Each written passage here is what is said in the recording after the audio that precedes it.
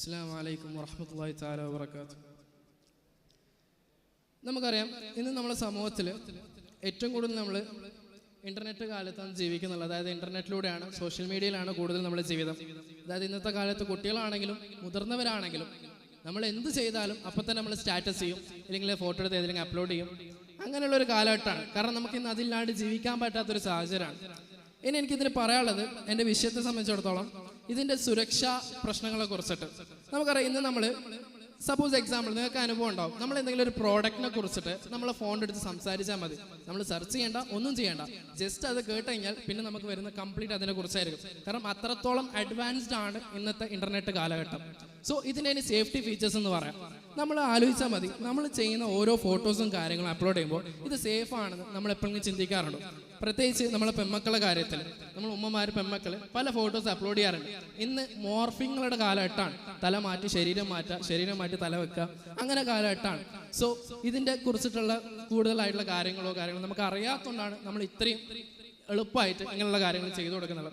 ഇനി പെൺകുട്ടികളെ സംബന്ധിച്ചിടത്തോളം ഇന്ന് പല പെൺകുട്ടികളും റിലേഷനിലുള്ള പെൺകുട്ടികളുണ്ട്.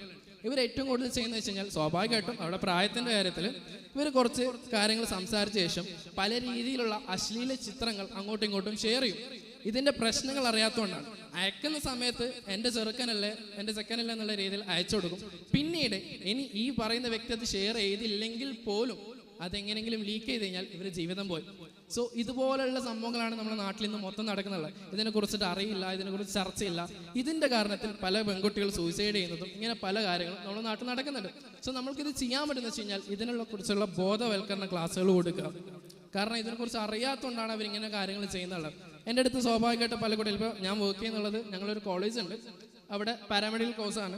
അവിടെ ഞാൻ സ്റ്റുഡൻസിന് സാധാരണ കാര്യങ്ങൾ ഇങ്ങനെ പറഞ്ഞു കൊടുക്കുന്നുണ്ട്. കാരണം ഏറ്റവും കൂടുതൽ കുട്ടികൾ ഇങ്ങനെ പെട്ടിട്ടുണ്ട് പല ട്രാപ്പിലും. അതായത് ഫോട്ടോസ് അയച്ചു കൊടുത്തിട്ട് പെടുക, ഇല്ലെങ്കിൽ വേറെ എന്തെങ്കിലും ടെക്സ്റ്റ് മെസ്സേജ് കാര്യങ്ങൾ, അങ്ങനെ എത്രയോ സൂയിസൈഡ് കേസസും ഉണ്ട്. സോ നമ്മളെ മക്കളുടെ ഭാവി സുരക്ഷയ്ക്ക് വേണ്ടി നമ്മൾ എന്ത് ചെയ്യണം, ഇതുപോലുള്ള കാര്യങ്ങൾ കുട്ടികളോട് പറഞ്ഞു കൊടുക്കണം. അതായത് മെയിൻലി കമ്മ്യൂണിക്കേഷൻ ഇല്ലാത്തതുകൊണ്ടാണ് ഇന്നത്തെ കാലത്ത് ഏറ്റവും കൂടുതൽ ഇങ്ങനെയുള്ള കാര്യങ്ങൾ നടക്കുന്നുള്ളത്. സോ നമ്മൾ എന്ത് ചെയ്യാം, പെൺകുട്ടികളാണെങ്കിലും ആൺകുട്ടികളാണെങ്കിലും എല്ലായിടത്തും ഇങ്ങനെയുള്ള കാര്യങ്ങൾ ഷെയർ ചെയ്യുക. മക്കളെ, നിങ്ങൾ ചെയ്യുന്ന സമയത്ത് അതിൻ്റെ രീതിയിൽ നോക്കുക, ഓവറായിട്ട് ചെയ്യാൻ പാടില്ല, ഇല്ലെങ്കിൽ നിങ്ങൾ സുരക്ഷിത നോക്കണം. പിന്നെ കൂടുതൽ ഇന്ന് നമ്മൾ ആളുകൾ യൂസ് ചെയ്യുന്ന സാധനമാണ് സ്നാപ്ചാറ്റ് എന്ന് പറയുന്നത്. ഈ സ്നാപ്ചാറ്റിൽ ആദ്യമായിട്ട് ഇറക്കിയത് തന്നെ ന്യൂഡ് പിക്ചേഴ്സ് സെൻഡ് ചെയ്യാൻ വേണ്ടിയുള്ള ഒരു ആപ്ലിക്കേഷൻ ആയിട്ടാണ് ഇറക്കിയിട്ടുള്ളത്. ഇന്ന് നമ്മളെ കുട്ടികൾ എല്ലാവരും യൂസ് ചെയ്യുന്നുണ്ട്. അതായത് ഒരു 10 വയസ്സ് കഴിഞ്ഞ കുട്ടി മുതൽ വലിയ ആൾക്കാർ വരെ ഇങ്ങനെയുള്ള കാര്യങ്ങൾ യൂസ് ചെയ്യുന്നുണ്ട്. ഇത് നമ്മളെ മാതാപിതാക്കൾ ഒരിക്കലും ചെക്ക് ചെയ്യാറുമില്ല, ഇതിനെക്കുറിച്ച് അന്വേഷിക്കാറുമില്ല. സോ ചെക്ക് ചെയ്ത് കഴിഞ്ഞാൽ എന്തുകൊണ്ട് നമ്മുടെ മക്കളുടെ ജീവിതം നമുക്ക് സുരക്ഷിതമാക്കാൻ പറ്റും. സോ മാക്സിമം ഇതുപോലുള്ള യൂസുകളും കാര്യങ്ങളും കുറക്കുക. മാക്സിമം നിങ്ങൾ സേഫായിരിക്കുക. All the best. ശരി, അസ്സലാമു അലൈക്കും.